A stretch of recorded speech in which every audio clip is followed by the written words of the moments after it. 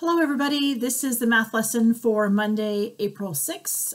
We are on lesson 15 in our math books, page 367, and today's topic is exploring mental addition and subtraction. So let me read for you the question.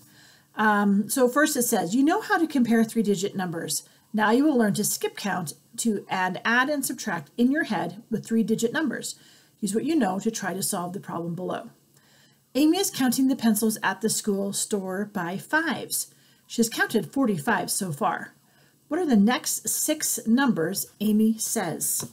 So we're going to be counting by fives, and we're going to do the next six numbers. So you can draw on your paper something maybe like this to show what the next six numbers are going to be. And when you're counting by fives, you can do maybe some tally marks if you wanted to kind of draw a picture. So that would be a way to do count by fives. You could draw a picture maybe like this of like a dice shape with like five like this, and that would be like one dice.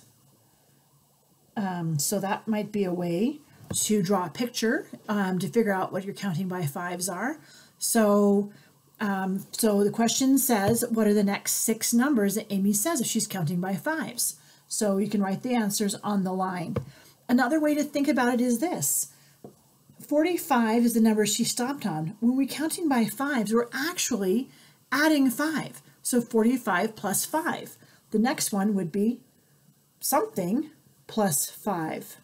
And then something plus 5.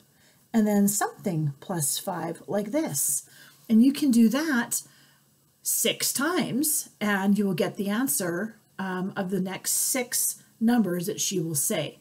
So if I'm counting by fives, for example, and I'm going to start with 5, so let me erase this, and I'm going to start with 5, and I can say 5, 10, 15, 20.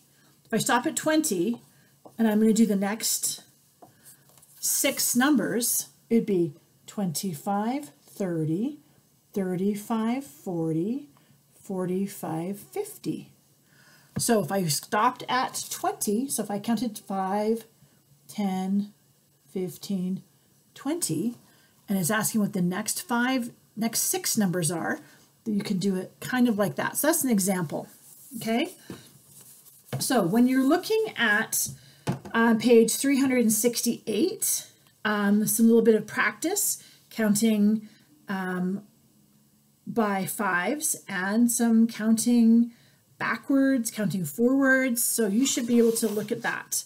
Now on 369, it has a little section here. It says, think about what you know about skip counting. Fill in each box. Use numbers, words, and pictures. So let me just prepare a board here. So what do you know about skip counting? Well, we used to do our skip counting when we did our calendar in first grade, and we skip counted by twos, we skip counted by twos, fives, tens. I think you can also do by hundreds. So skip counting is it counting all the numbers? No, it's missing some numbers. So what numbers are you going to be missing? Maybe you could write that in this box. Illustration. You could draw the fives like we were doing, to show skip counting by fives. You could do skip counting by twos, maybe like this. Could be skip counting by twos to show a picture of that. You could draw some numbers. If I'm going to skip count by fives, 5, 10, 15, 20. That would be an example. So make sure when you're doing your examples, you choose a different example than mine, okay? What is a not example? How about just these? Is this skip counting? 1, 2, 3, 4. No, it's not. So that would be a good non-example. So think of your own number sequence to show what skip counting is not. What about numbers like 1 and then 10 and then 7 and then 6? Is that skip counting? No, those are just random numbers any old way.